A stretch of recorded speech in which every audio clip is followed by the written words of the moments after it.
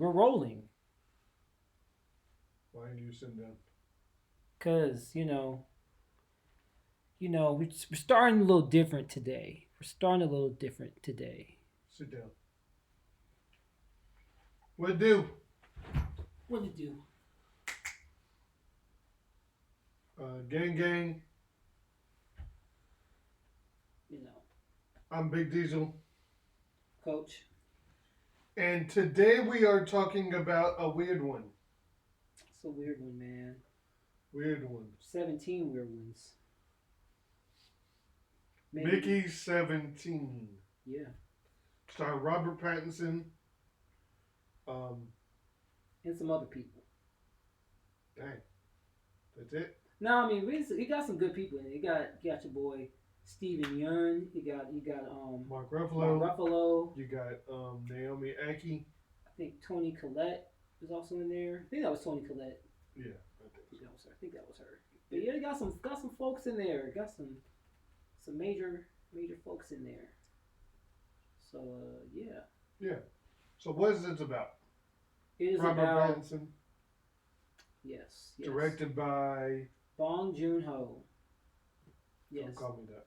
Director of Parasite. Oh, he brought it out. Would you had that? Where'd you find this? Look at you looking through my stuff. Yes, this is the graphic novel storyboard of Parasite. Yes. You like how I brought that out? I know he was real smooth with it. This was not planned. So yes, I got this a little while back. It's a graphic novel storyboard, all the things. Definitely, y'all should check out Parasite if you haven't. Shout out. One best picture a few years back. Definitely one of the, in my opinion, I always gotta say that. In my opinion, one of the best movies of this decade. Well, no, it's not. It was 2019, so last decade of this century. Yo. Check it out, Parasite. But this is not an ad. If you want to sponsor us, holler. Anywho, what is this about? That's a great question. Yeah. So it's a sci-fi comedy satire social. It has a lot of social commentary as far as classism and different things, politics. So I've noticed that's a common theme in Bong Joon-ho's movies, but it is about this guy who. So, Carol. So for right now, we are doing a spoiler-free mullet style review where we'll do review in the front, spoilers in the back. So we'll let you know when we're getting into spoilers. It just hit me while that's called mullet style. Mm-hmm. I don't like that. I get why, but it's kind of. You'll get it. Anyways, that's not the point. It's not. Anyways, point is this is gonna be, just a regular review until we get to the spoiler section, and we'll let you know when the spoiler section. That's cool. So proceed. Yes. So yeah, Mickey 17. This guy, his name is Mickey. All right, that's it. No. Yeah. So the way it sort of begins, to not spoil too much, you're already kind of in the middle of the action, but he is basically this guy who there are 17 different versions of him, because he's considered to be expendable. In a sense, they do all these different experiments and whatnot on him. Dangerous jobs. Yeah. Yes. Because he's, I guess, considered to be, expendable. They're it's like as soon as something happens to him, he perishes. They can just reboot him. Blah blah blah. And here's the next version of him. So they basically copy his memory. It's not like a cloning. It's like he's a different body with the same memory. They have this little brick that, holds all of his memories. Mm-hmm. And they just copy it all into another brain. Yeah. So it's not like the same person, from what my understanding. Yeah. So, yeah. And what I did realize, I don't know if this is true or not, but he was the only one. From what we saw in the movie, I believe so. Yeah. I don't know if that's a spoiler or not, but at least from what we saw. We don't. Yeah. Yeah. But anyways, because it definitely comes across as a job that nobody really wants, and they're but at the same time, like, I may be getting spoilers, so just proceed. So yeah, without giving too much away in there.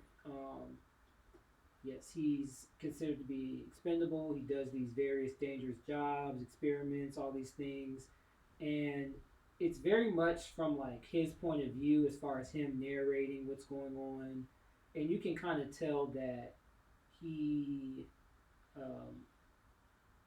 he appreciates that he has this job, but it's also like you're not really.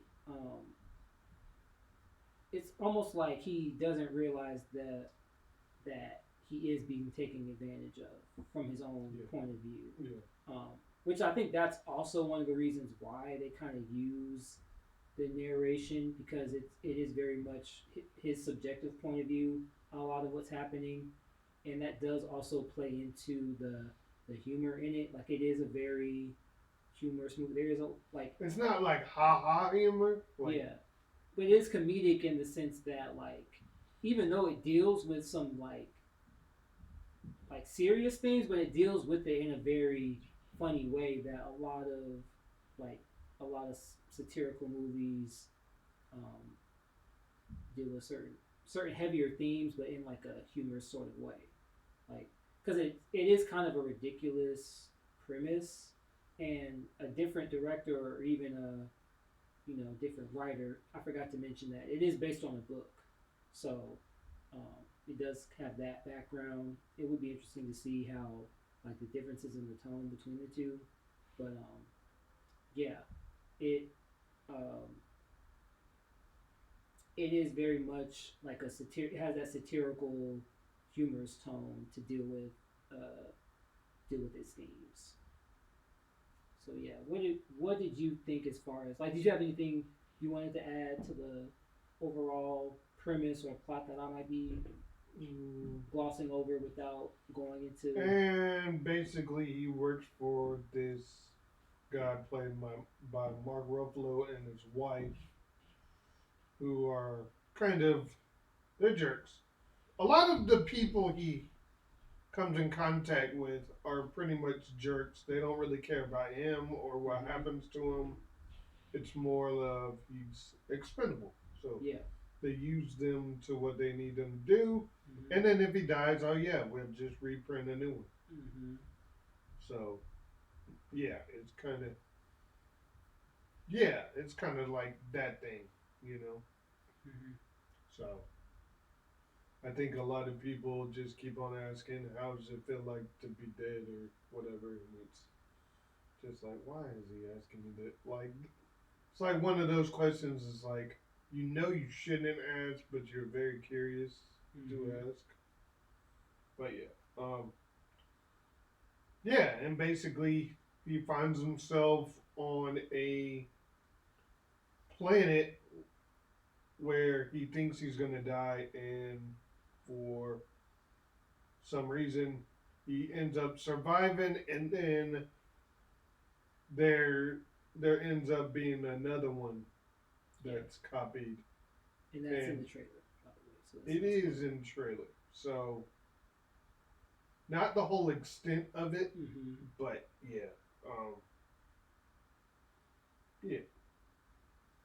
it's wild re-watching the trailer just trying to look at like how they edited it without trying to spoil it, and I can see why they edited it the way they edited it. Yeah, there were certain things that they did a little differently. Yeah. And going into it, I was like, oh yeah, it's gonna happen like this, but it ends up being a lot different than I thought it was gonna be. Yeah, that is a good point. Which I hope it's not to ramble too much, but I wonder if that's a strategy. I mean, I'm sure it is. Yeah.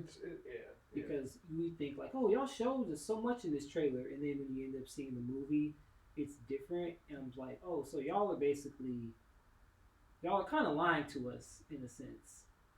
Yeah, but a lot of people I've been hearing about like any trailer that's like too long, like over 2 minutes. It's like, okay, why are we putting everything in this trailer? Yep. And then sometimes when you watch the actual, you're like, man, I already know the movie. But if you go see the movie, sometimes it's not. Yeah, they kind of swerve you. Yeah, they trick you. But anywho,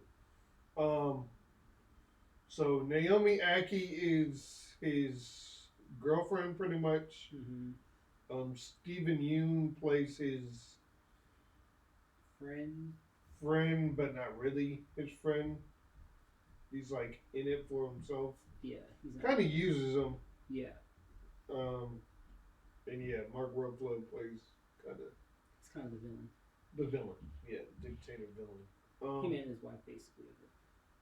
But it's like his wife is kind of controlling him. Yeah. Using his stupidity to try to get what she wants. So, anywho, what did we think of this film? What did we think of it? You asking me first, or? Yes. You know, I really, really enjoyed it. I thought it was again, I did not know what to expect outside of the trailers I saw. I went into it knowing very little as far as like how it was received. I think I heard it was pretty well received though, but I definitely enjoyed it. The humor, I definitely felt like most of the things landed. I thought it was a good story. It was definitely very weird. So that is a warning going into it. Like it is kind of offbeat in terms of either some of the humor or some of like the tone of it, where it's like, oh, this is serious, but oh, this is also really funny. And then certain scenes, I feel like if this was a critique, I would say that some of the scenes feel like they kind of go on longer than you may think they should, and like some parts were like, this is kind of going into a weird area here, and I don't know if I rewatched it, if it'll land better or worse in a rewatch for certain parts, but that is something that I'm thinking about now. Like I don't know how certain things will fare once I see it again, but overall, really enjoyed it. Thought the performances, Robert Pattinson nailed it, playing, basically two versions of himself for a good portion. Even like, not giving too much away, but even leading up to him becoming 17. Yeah, you get to see kind of what led him to get to that point from the beginning, and then also like Stephen Yeun did a great job playing the bad best friend. Usually he plays pretty good characters. Yeah, I've seen him play some not so good characters in a few things. Like he was in Nope. Was he a bad character in that? I can't remember. Kinda. He was like, because remember spoilers for Nope, but like remember this thing happened to him when he was younger, but then he was like the guy over the park, and he was doing he was kind of shady. Yeah. But there's some other stuff where he's kind of not that nice, not that good. But anywho, Mark Ruffalo, great job. He was hamming it up, killing it as a villain. Toni Collette did great. Naomi Kishi was really good. There were some other actors. I don't know their names, but they were. It was like everybody. I felt like they all kind of got the tone that the director was going for. Yeah. Like they all, even though they're all the characters were different, I felt like they all kind of they meshed together really well. So yeah, that's my general thoughts. I thought it was a pretty good story. And yeah, it was definitely. It felt like it was relevant too as well with a lot of like. I had a lot to say as far as like work, like how workers are treated, different classism things, political things. It was, yeah. So So I didn't like it as much as you did. It was cool. yeah, I thought everybody killed it in the performance, especially Robert Pattinson, because 17 and 18 are tonally different. very. Very tonally different. And I'm sure there's a lot of theories about certain things in this movie. Yeah. What's what is really going on? Yeah. What did the director mean by this kind of satire? What Mark Ruffalo was going for in his villain performance? A lot of stuff that I feel like I would love to just hear the insides on. But yeah, the performances were good. I just don't think it was the movie that I was interested in. And I'm very critical when it comes to a comedy. Yeah. Because if you're gonna give me a comedy, I better laugh a lot. Gotcha. And for most movies, they just don't reach that expectation. Mm-hmm. So I probably shouldn't have that expectation because humor is very subjective. But it is That's what true. it is. That's true. It is what it is. That's but true. now it was cool. Yeah, I'll just leave that there. Gotcha.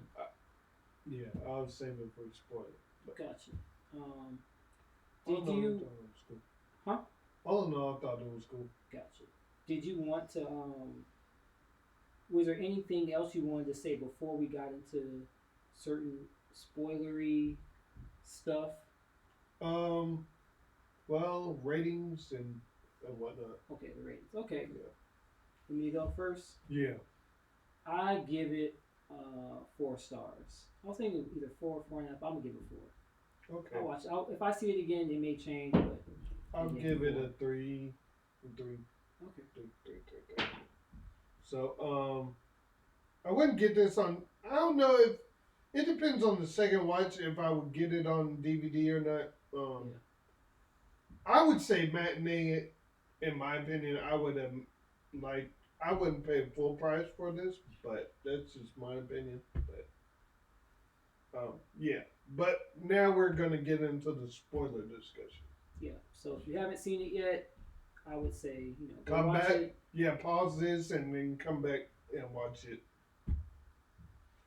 We warned you. 5, 4, 3, 2, 1, go. Bam. So So. I didn't realize that we were going to stay on that ice planet for so long. For most of the movie.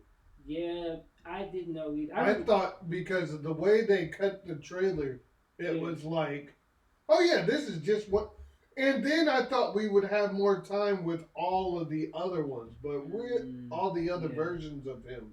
Yeah. But really, we only have mostly just 17 and 18, and everything else is just a montage of all of his killings and stuff. Yeah. And I'm wondering, too, if that's because of... Like, that's also why I'm interested in checking out the book, because I wonder if you got more time with the earlier versions. Which is probably why it's Mickey 7 and not 17. Oh, that's what the book is called? The book is called 7, Mickey 7. Oh. Yeah. Didn't know that. Yeah. Okay. See, learn something new every day. Yeah. So maybe that is you get more time with the earlier versions, and then you get up to 7, and then it's like, oh, okay. Because it does kind of just fast forward. It fast forwards through. It doesn't really tell you how him and Steven Yeun meet. Mm-hmm. It kind of fast forwards through, you know, what them getting caught. It kind of speed run. You don't see how he gets into a higher position, Steven Yeun, and why Mickey just kind of goes for the Expendables. Yeah. Again, like we're saying, we only saw that he was the expendable, and he didn't read everything. Yeah. So my thing is everybody reading it, and he just happened to just be too lazy to read it, which is what goes into. You should definitely read documents before you should. Always read before you sign. But remember, the lady even was like, so you've read it, right? Like they even asked him multiple times if you've read it, because I think maybe they were so shocked that somebody would even want to be an expendable in the first place. Maybe, yeah. So that's probably why I was like, you've read this, right? Like, you sure you read this? Like, that's my theory, and then maybe, I don't know, again, with Steven Yeun's character not being a good friend, like, him basically, he's like, yeah, I'm gonna be a pilot, and then he's just like, he just lets his friend be whatever. So yeah, he was definitely trash, a terrible friend. And also, like, all of his kills were just kind of like, just played for for a montage and humor. And then also, you don't really see much of their relationship, so you kind of got to buy into the fact of him and his girl are just compatible. Yeah. But they do definitely speed through certain things. I mean, yeah. So I'm just like, maybe a director's cut would have been good. But again, it was a long movie. Like, it's 2 hours and 17 minutes, so it's already like a pretty long movie. It felt longer than it actually was, though. Yeah. So that's the thing. If you got a director's cut, what would it be, like 3 hours? If it like. I mean, we got the Snyder cut. Let's not go there. That's a different podcast. But anywho. But I think it's kind of crazy. It kind of speed runs to how, because Mark Ruffalo's character lost an election, but somehow he's still the captain of the ship. Mm-hmm. So it's very interesting. How this came together. So yeah. I would definitely want to see. There's also like different times where you can barely hear what's going on. Subtitles might be nice. Yeah, and I don't know, and this might be, I don't know if this was a theater thing, but there were certain parts of the movie where it sounded like I was hearing dialogue, but it was coming from like outside the theater. Like, I was hearing like somebody would be talking, and then the very next line I would hear something, and it sounded like it was coming through the walls, or like, so I was like, is something wrong with the sound? Because it was probably the creepers. No, it wasn't it was like it was the dialogue from the actual people. Yeah, you sure it was the people? Because the creepers were talking too. Oh, so I thought. Remember the translator? Yeah, but I don't know. I think it was a different. I'll have to go back and see it. Okay. I'll have to go back and see to make sure. Because it sounded like. Yeah, it sounded weird, but maybe you're right. But anyway, but yeah, it's interesting. Naomi Aki, her character, is kind of. Yeah, I know what you said multiple times. Yeah. Weird in the. We didn't talk about the other girl too. The other girl, yeah, she was. Yeah. Interesting.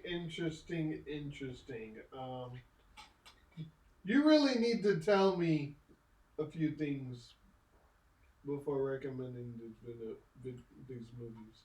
You know what's crazy? This is about the third and second time, you know. I didn't. The funny thing is, I didn't recommend it. I just said I was gonna go see it, and then But we got a channel to do. So yeah. But again, that wasn't a like it was like I'm gonna go see it. And it's like okay, so see what he does. You see what it does. Yeah. I didn't know what was going to be Trying to there. shift blame. Exactly. But it is true. Is it? Okay. Yeah. We'll see. But anywho, no, it was a cool film. We thought the Creepers were gonna do more. They ended up not being that bad. Yeah, they weren't actually evil, which I think that's kind of the point. Like, I've noticed in there are other Bong Joon-ho movies that involve certain animal creatures where it's like people try to use them for their own benefits. Like the what's her name? She wanted them for their sauce. Weird. Yeah. Weird. And it's like they just wanted to be left alone, or they just want. Well, they did try to communicate with Mickey. They did. They're the ones who ended up leaving him alive, and that ended up helping in their benefit. Do you remember why? I don't remember if they actually explained, but I think they probably saw Mickey. They probably could like intuitively know that Mickey was good and that wasn't a threat to them. Which even Mark Ruffalo was like, "Oh yeah, they don't care about you because you're like," because he knew that he was expendable, and like it's like, "Oh yeah, they don't care about you," and then it's like, so even you knew that they, but it was like I guess it was for a different reason than what they actually spared him for. It wasn't because he was expendable, but it was more so because they saw, I guess, a sense of pureness or goodness in him. Mm-hmm. That's just my take. But anywho, that's pretty much it. I say go see it, check it out for yourself. Yeah. Say if you like Bong Joon-ho's other movies, you'll probably like this one. He definitely uses like similar themes throughout his movies. So, but he kind of does it in a different way each time. Like sometimes he'll do it in a more serious and dramatic way. Well, Parasite was a serious movie, but it did have some elements of humor in there as well. But that one wasn't sci-fi or any means. But then the one before that, Okja, was more sci-fi. That one was probably closer to Mickey 17, even though I like this one more than Okja. But yeah, he's one of the ones to keep checking out, in my opinion. Do you think he'll win an Oscar for this, or any kind of award? Do you see him winning? This one, I don't think it'll have as much acclaim as Parasite. It's more genre. It definitely fits more in the genre weirdness category, and I feel like only a few of those movies kind of emerge to getting that Oscar acclaim. So probably not. If it gets anything, it may get like some special effects nominations or something like in those type of categories. But I don't see it getting like best director, best actor. Even though I do think the performances were really good, but I could be wrong though. But just from what I've seen, like I don't hear it getting like Oscar buzz. But you never know. We'll see. But anyways, we'll catch y'all later in the next one. Yep. We hope y'all have a good week, day, night, whatever. All the things. And yeah, we'll see y'all in the next one. Y'all be safe out here. All right, peace. Peace.